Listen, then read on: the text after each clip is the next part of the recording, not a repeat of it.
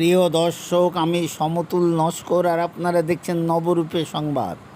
এখনকার বিশেষ খবর, কলকাতার স্কটিশচার্চ কলেজে প্রেমানন্দ মেমোরিয়াল লেপ্রসি হাসপাতালের পক্ষ থেকে এক মেগা মেডিকেল ক্যাম্প অনুষ্ঠিত হয়।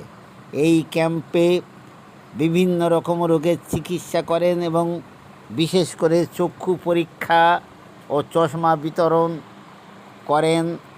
প্রেমানন্দ মেমোরিয়াল লেপ্রসি হাসপাতালের ফান্ড রাইজার মিস্টার মলয়বাবুর নেতৃত্বে এই ক্যাম্প চলে। চলুন শুনে নেব।